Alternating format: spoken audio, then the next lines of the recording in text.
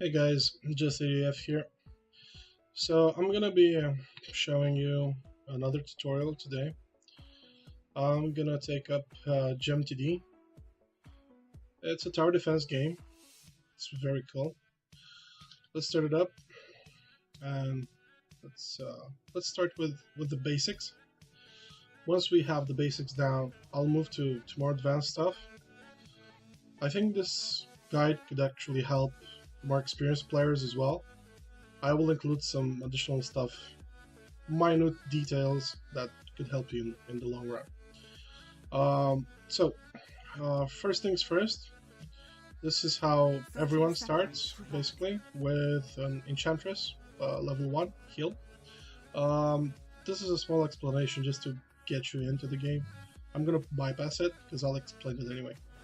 Uh, so, um, let's start with this. This is your hero. You will have heal 1. You also have some buttons on the right side. You can notice those. And you have a button here on the bottom left. This button here allows you to choose your hero if you have more than one. You can also access this button by just pressing the space bar on your keyboard in case it disappears. Additionally, the game revolves about, as any standard tower defense game, your purpose is to defend your gem castle. In this case, the creeps, they will spawn from that place, and they are gonna go traveling up to the first arrow here, second, third, fourth, and then fifth. As you can see,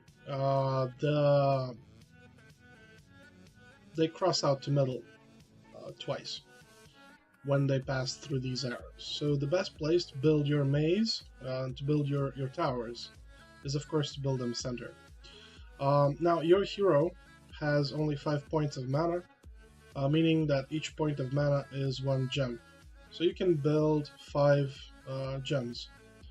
Once you've built those 5 gems, you can only pick one of those gems, and the others will automatically turn into stone. So keep that in mind when you build, because you would like to keep one center, and then you have to start creating a specific maze to help you, so that the creeps that spawn should pass the center 6 times at least. Having a 6 pass maze is the best that you could have. Now, speaking of the buttons on the right side, let's start with the second one. The first one just gives you a rundown of what I just said. The second button is the list of recipes, which is basically the towers that you can build. So, if you get some gems, you can see exactly what's been taken, what has not been taken in this particular recipe list, and you can build whatever you want. The third button is the leaderboard ranking, and as you can see, a lot of people here.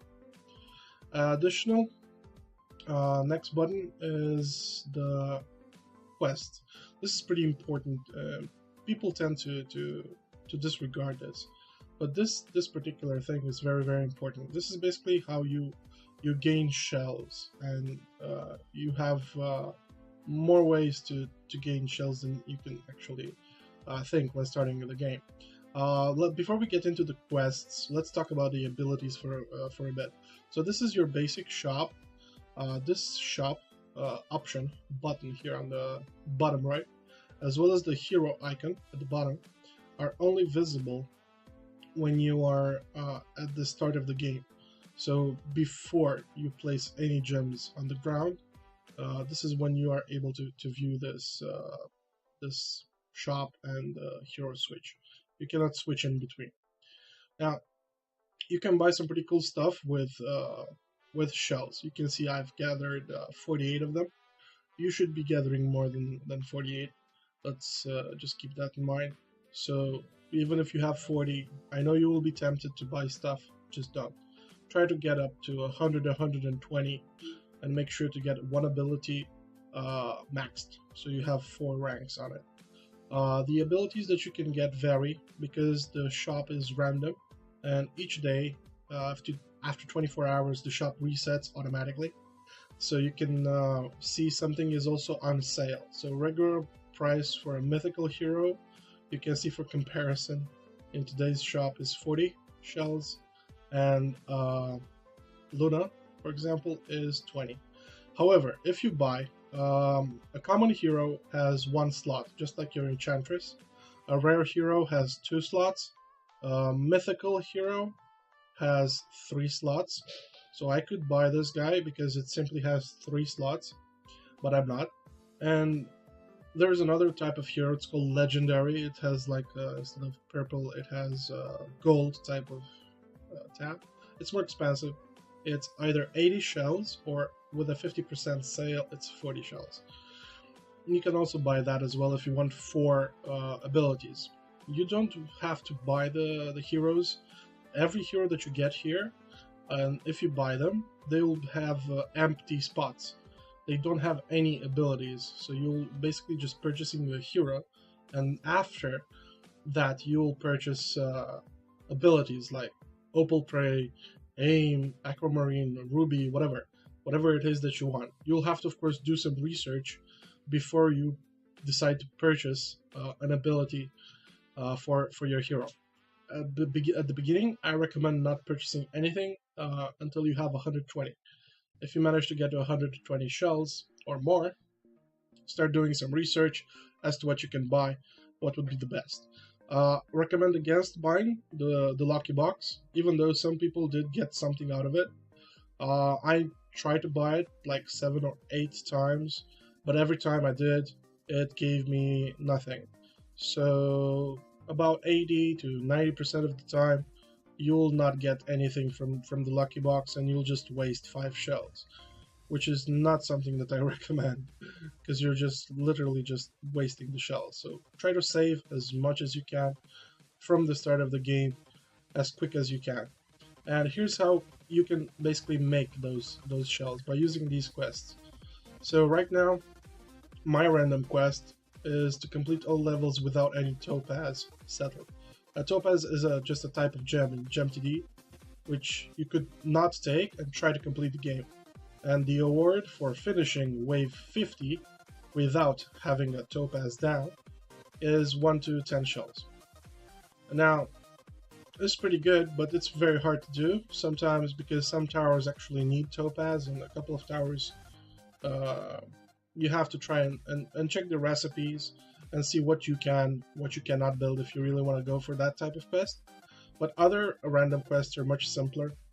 There's one that's pretty easy in my opinion, to complete all levels with the gem castle at full health, and that is done pretty easily.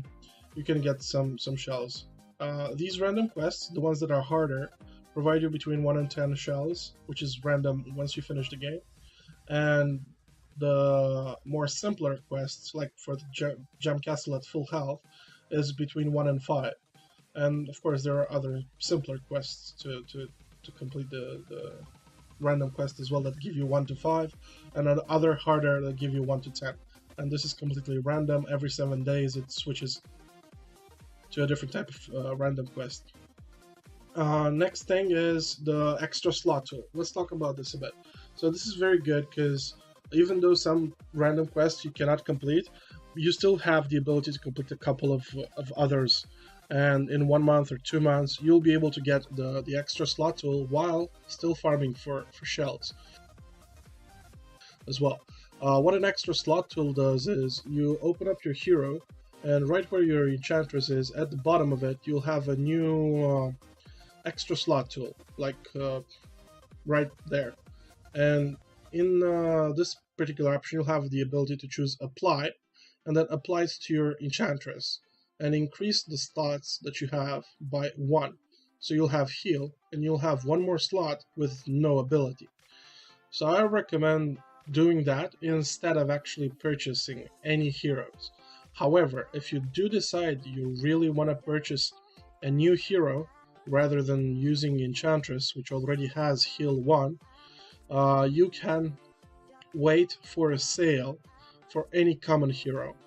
common hero starts with one ability, but if you get extra slot tools, you can increase the number of abilities it can have. And in the long run, you will never have more shells than ability slots. You will always have time to get the slot and get the additional skill or ability that you want.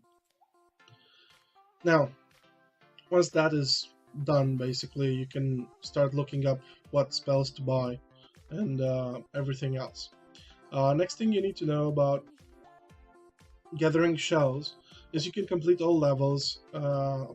Doesn't matter if you lose a couple, but if you pass 50, you can basically gather between 1 and 10 shells. And this has a 7-day cooldown. So you should try to do this every 7 days as much as you can. Because it can random, but it will give you some shells to work with. Next thing you should try to get for is the regular monthly season award for shells. Monthly season award for shells depends on the ranking that you have. Right now my ranking is 100% because on this account I have never played I have played GemTD, but not this month. And depending on what ranking you get, that's what the leaderboard is listed here for, bragging purposes or bragging rights. And at the end of the month, every 30 days, you can get between 10 and 60 shells. How this works is every player that's on the leaderboard here will basically, there are 100 people here, if you count. So 10 people here, and then 20, 30 plus 40, that's 100 people. 100 people will give you, the game will give them 60 shells, because they're considered crowned ranks. So everything that's 100, that's in the leaderboard basically, will get 60 shells. And if, for example, you are not on the leaderboard, it's pretty tough to get there. You can still farm shells at the end of the month. Just finish the game. Try to find someone to AFK for. AFK means going back in the GemTD chat. Make sure you join the chat for GemTD. You can see people are already typing AFK and some of their abilities that they have. So what this does basically, when you go AFK, you just go into the game and you go here to the scoreboard, to the shared units, and then you share your hero to the other guy, and you go and watch a movie or do something else and let the guy play. He might actually get you a better rank if he's interested in boosting you. If you have just heal 1, it'll be harder to get people to AFK for, because people are interested in better abilities and stuff like that. The next way that you can get shells is by selling the Crystal Maiden hero. So the Skate Master is an arcade game. You just go back to your basic library or overview and you search for Skate Master. And once you find Skate Master, you can download it and install it and join the chat. Once you've joined the chat and downloaded and installed it, you'll have the ability to also open up games and AFK for people in Skate Master as well. Sometimes in GemTD chat, some guy will spam doing CM run Skate Master, join my lobby, and you can just click on his lobby, join. And just like in GemTD, once the Skate Master loads, just go there and share your control to the skater that you have, to that guy. He will try to finish and maybe complete and get Crystal Maiden for you. Crystal Maiden comes with Sapphire Prey. Sapphire is just another gem type that you can get in GemTD. However, if you get Crystal Maiden and you're at the beginning, just like, for example, this type of hero, I recommend not keeping Crystal Maiden for now, because you need to build one hero with the best abilities that you think are very good for your type of style of play. And to get that, you can just AFK for someone, he will get Crystal Maiden for you, and then you go back into GemTD, press the hero icon, and you will see Crystal Maiden next here. What you can do here is you can press X at the top, and you can see it literally just refreshed my hero because I cannot sell my only hero. But what this does is, for Crystal Maiden, it allows you to sell it, and you can basically discard Crystal Maiden for something between 10 to 15 shells, and that's pretty good. And this is also once per month, so every 30 days.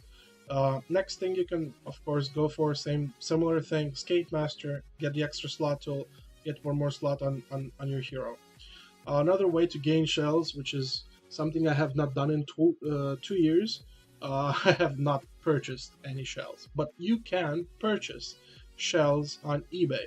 So just get the QR code here, go purchase it if you have the money, if you want to. If not, then be like me and don't buy anything. Now that we've got shells out of the way and how you can get them, basically, let's move on to gem types, right? The gems that you can get in this game are 8 types of gems. So for reference purposes, quite easy to keep track. So you have B1, which is Sapphire, D1, which is Diamond, Y1, which is Topaz, don't ask me why. Malachite are different. So E1 is Opal, that's the 4th type of gem you can get. G1 is Emerald, and Q1 is Aquamarine. So now you know 6 gems. And then you have 2 more gems, which are basically from the S-rated R1, which is Ruby 1, and P1, which is Amethyst. Now, the reason there are 1, 2, 3, 6, 4, and then 5 here, 5, you can see that there are basically 5 level of gems that you can build in this game. You can place on the ground 5 gems. You can pick one. They can be either level 1, 2, 3, 4, or 5. They cannot be level 6 from the start when you place them down. However, there is a level 6 gem, which is basically the upgraded version of a level 5 gem. However, the only way that you can get a level 6 gem is by having 2 gems of the same type and of level 5, so you can combine them together and get a level 6. Now, let's talk about some of the percent chances that you get. So right now, you're starting off at wave 1. Your chances are to get 100% level 1 gems. After you pass wave 3, and if you kill everything that's in sight of wave 3 and you don't lose anything to go into your castle, then your hero will gain the experience from those kills, and he will gain better chances to build better gems. As you can see, he will have the ability to get the next level of builds, which is 80% chipped, 20% flawed, which is basically 80% for level 1, 20% for level 2. And then level 3 build level is going to be between wave 4 and 10. If you kill everything after wave 10, your gem chances increase to level 4. To level 3.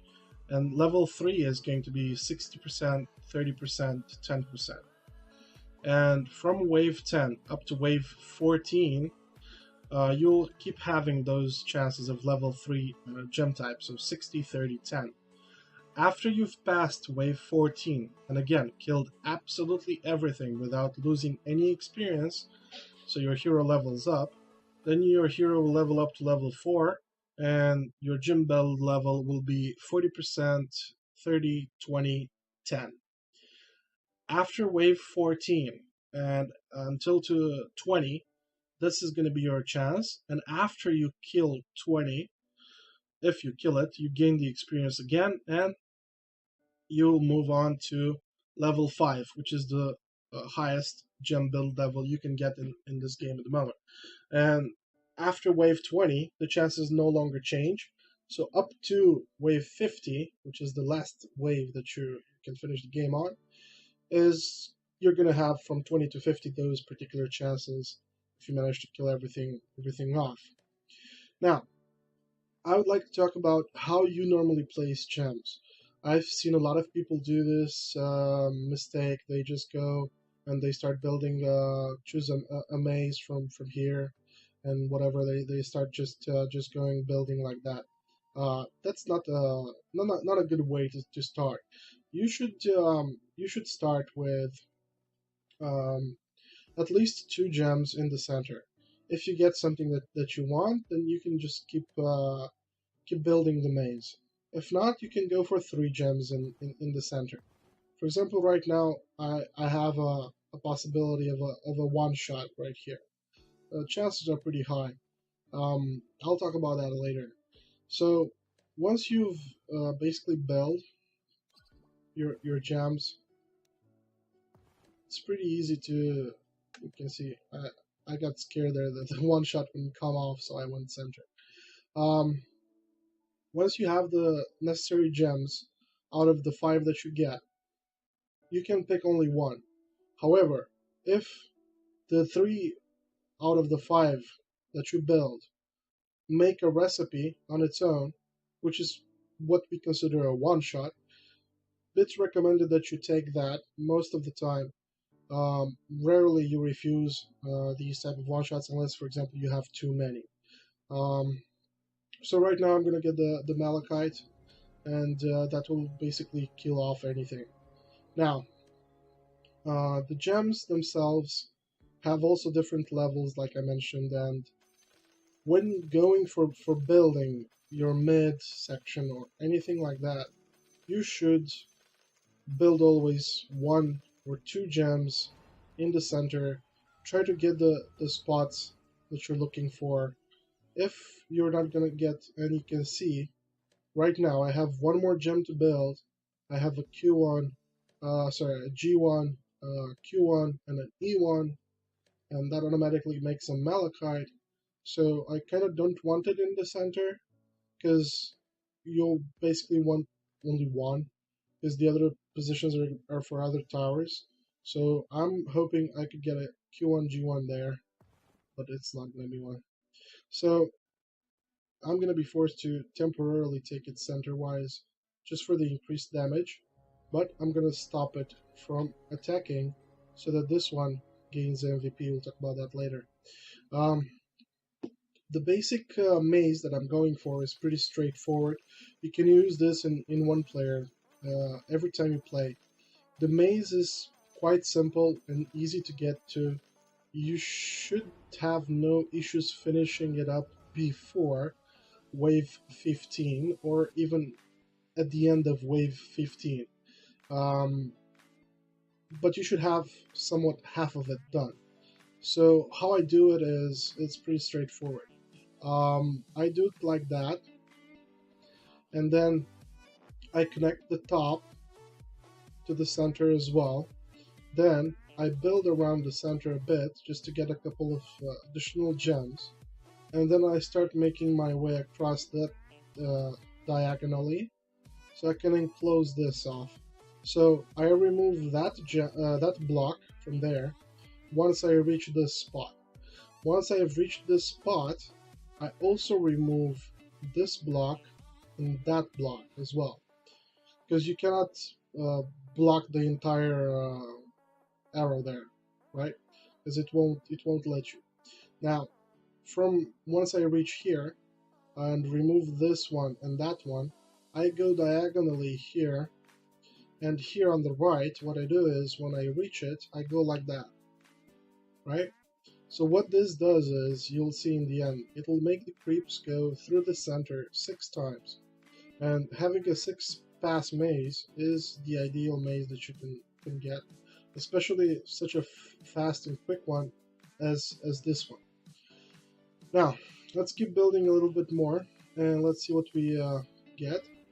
And you can see I'm already getting some decent towers, and I made a mistake. Silly me. Yeah, okay, that's good. Now, I'm trying to get a good position for all of my towers so that they get decent positions later. But you should also try to do that, of course. I'm currently going to talk about positions in towers. So as you can see, the Malachite itself has MVP bonus 2. This means that, and now it has 3.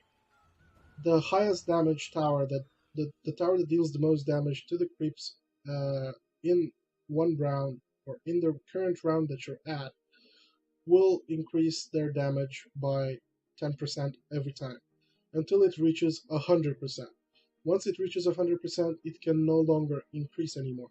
And also, a benefit of reaching 100% is that it'll provide an additional 100% damage boost to all the towers nearby. But you can see the aura right here, the green circle around it. It says here that damage is increased by 30% and that it decreases nearby enemy magic resistance by 24. The fact of the matter is MVP, when it reaches 100%, is not that big. So to give you an idea of how small the actual MVP 100% bonus damage increase is, let's say, for example, you build here a tower that's gaining MVP in the far corner of your maze. Like that. All right. So when playing, also you should know when playing for one player, you should go always for a 3x3. You don't need anything larger than that. 3x3 is the best that you're gonna get out of all the towers that you're gonna be building. You should keep in mind that if by any chance you have an MVP that's on the corner, right here, and he gets to 100%, he will give out the aura to all of these spots, right, and himself, but not to that corner spot, right? So keep in mind that MVP does not reach corners, right? So if you build them like I am, like that, in like a plus format, but without building center, this will also reach corners as well, because this one does reach MVP in an L-shaped form. So anywhere you look at, this MVP will reach that, this MVP will reach that. So if this guy is MVP, then this MVP will reach that, and this MVP will reach this. But only in a 3x3, right? Never, if you have an MVP in the corner, and this one will get it, but that one won't. So if it's diagonal, the MVP will simply not work. This is very important because since you have 50 waves and 100% damage increased to friends and other towers, you're better off getting MVPs in the middle so that the other towers benefit. And when you reach around wave 40, 42, 43, preferably before 44, you should have 4 MVPs in a good position so that each one of those touches the other guy, and you have a 400% bonus damage increase, right? All right, so now I'm gonna try to get some spots here, but it looks like I'm not gonna be that lucky. So I'm gonna go for building the Asteroided Ruby. Now you may notice I'm not even looking at the recipes list. That's because I have learned all the gems that there are available in this game. You should do that if you wanna make your plays faster, if you wanna, I don't know, get better at the game. This helps you quite a lot, especially when you're building. You can see exactly what gems you're dishing out, and you can maybe try to get a position for, I don't know, a different tower if you know the gem that it's gonna go into later on. Now that helps you quite a lot. So right now I'm pretty sad because I got a decent E2, but in a bad spot. Well, not a bad, but not a good one either. The reason for that, opal, is opals have a aura that increases attack speed by 30, and it would have been nice to get its center so that I can give all of my towers 30 attack speed, but apparently I got unlucky. So I'm gonna grab it anyway. The reason for it being is I still need it anyway later on, and I'm actually gonna need 3 of these type of opals later on. Well, in total until the end of the game. But what this does not say, and you'll be surprised to learn, the attack speed is also a true sight aura. So it gives you vision against invisible enemies, and if a guy is invisible, this opal will reveal it. So you should try to get it center, or as close as possible to center, to get that attack speed as well as the amazing aura. As you notice, I got an elite here. Now, the elite enemies that spawn have a 10% chance to spawn in a wave. Every time something spawns, it has 10% chance to spawn as an elite. An elite is basically a buffed up regular creep with more HP to deal with. Sometimes it can be hard, sometimes it's pretty easy if you have the right towers and so forth. Sometimes you can have 3 elites spawn from the same pack, and that's sometimes sad. Sometimes it's actually pretty amazing. So let's go ahead and keep building here. All right, nice. All right, so I'm gonna grab that opal so I can have vision and also increase the attack speed of my guys by 20 points. So attack speed plus 20 is pretty good. It's not that amazing, but it's pretty good. And you can see them spawning again, trying to reach the first arrow and not even getting there either. So what other thing you should know about that? This is an aura that gives attack speed plus 30. This is an aura that gives attack speed plus 20. These 2 auras stack together, meaning that you can hold E1, E2, E3, E4, E5, and if you get lucky, and in the same build, you get 2 E5, you can make an E6, and if you get lucky again, and the E6 is somewhere nearby center, then your towers will have pretty good attack speed, and you should try to aim for that. Now, I'm going to try to build some more towers here around center to basically give you an idea of what my maze would look like. Alright, so I don't have a lot of choices, and this is basically the only one that I could take. Choices like these and what you should go for are stuff that you will learn in time. It's hard for me to explain each choice, and it's going to take a long time for you to learn why I did what I did. But basic stuff is already completed for. I'm gonna go into recipes and what you need to basically pass the level 1 game, or 1-player game, so to speak, to pass wave 50. This is an RNG game, so be prepared to fuck up a lot and remake the game a lot. If that's not something you're into, just, I don't know, move to something else. I'm sorry. To pass 1-player game completely, kill wave 50 and everything, you need a couple of essential towers. Why essential towers? Because the enemies that spawn have the ability, have chance, or waves are basically created and built like this. Some waves have physical immune, which are basically immune to physical damage. Some waves are magic immune, so they're immune to magic damage. So what you have to build is 1 physical type of tower and 1 magical type of tower, so you can deal with different type of creeps, regardless if they are only magical or if they are only physical. The physical towers that you can get in this game at the moment are silvers, which can be upgraded to Silver Knight, and then Pink Diamond, and then Huge Pink Diamond. Second physical tower is Malachite. Malachite is primarily physical, but it is a little bit of magical as well due to the poison that it has, but that's it. So you can go for either one. Either silver or malachite is great. Either one is super good.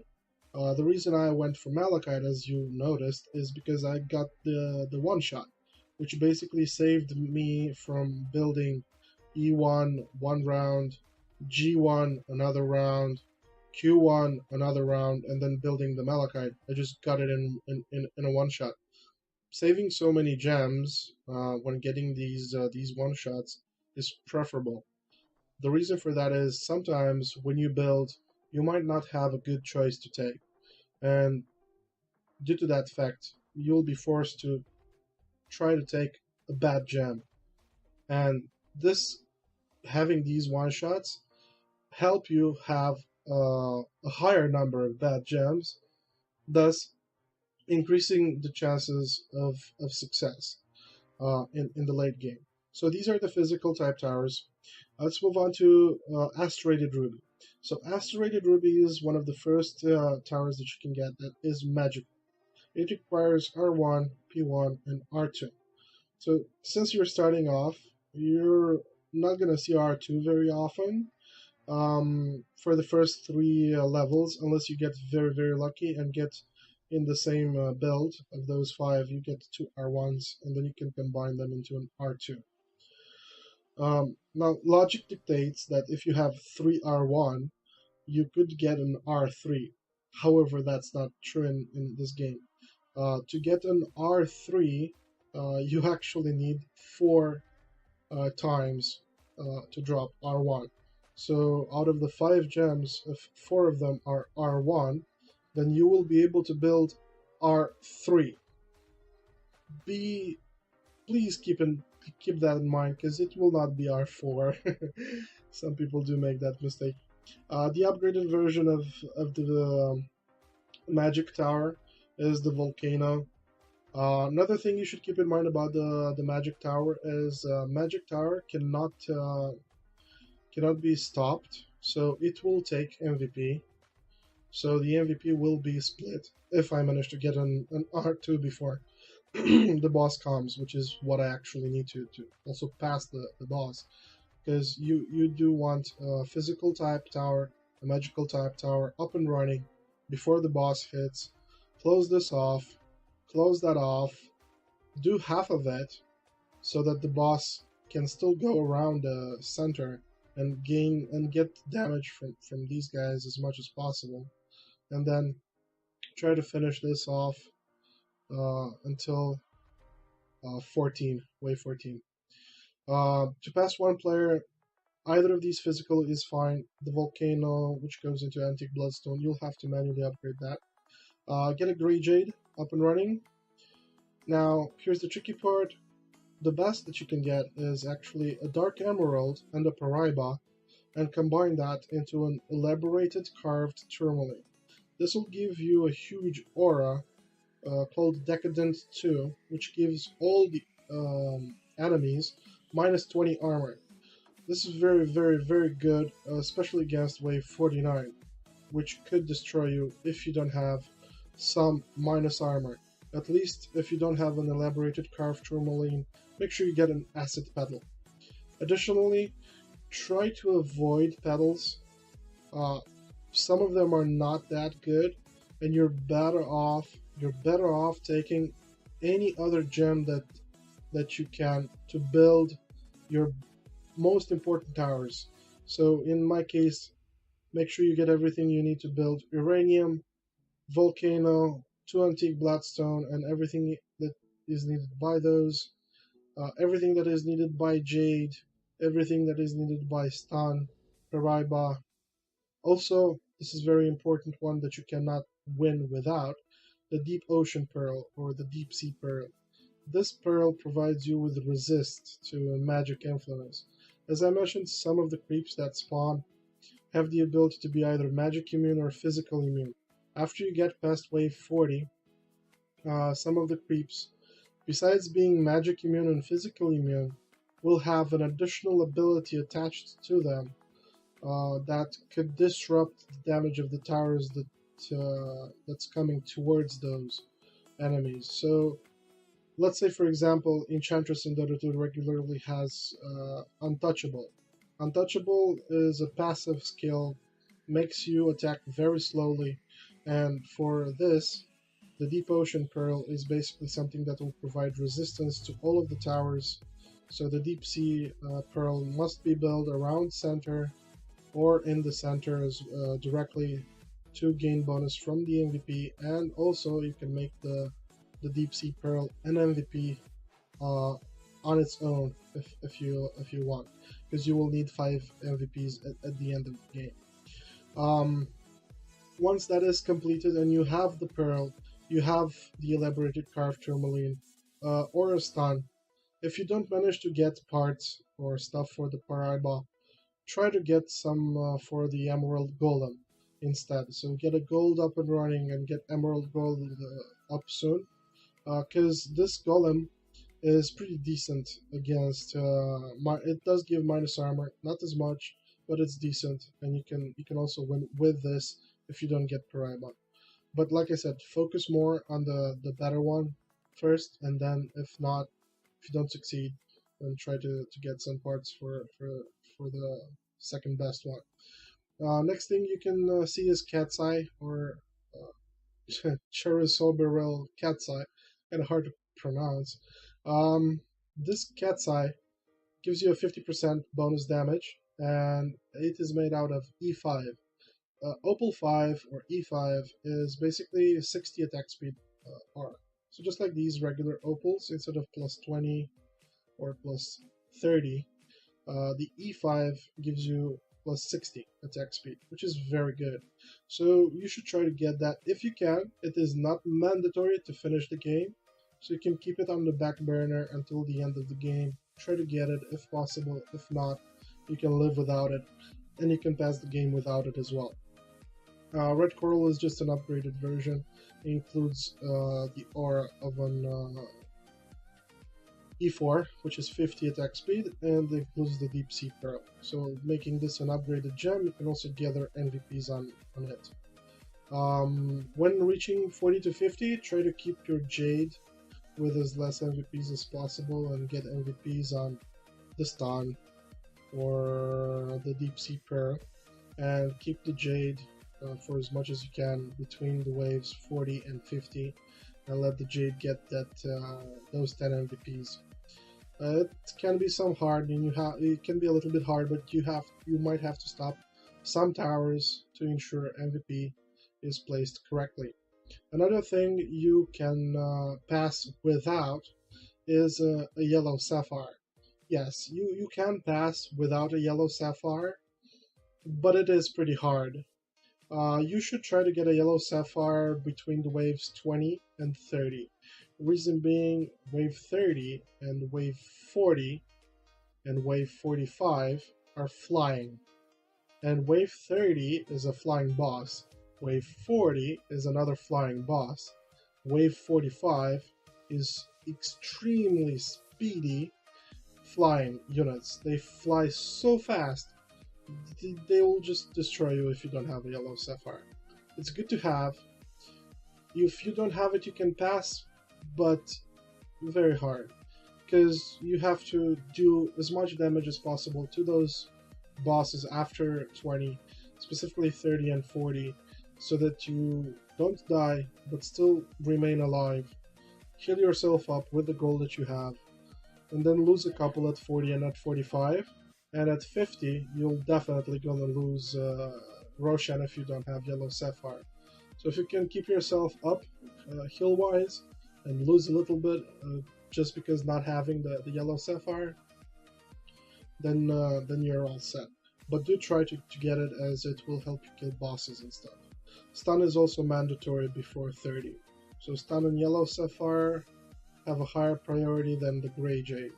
You can keep gathering parts for gray jade up to wave 30. After wave 30, you must build it up as soon as you can. But up to 30, you don't have to necessarily build the gray jade up. Right? So this took quite some time. I do apologize.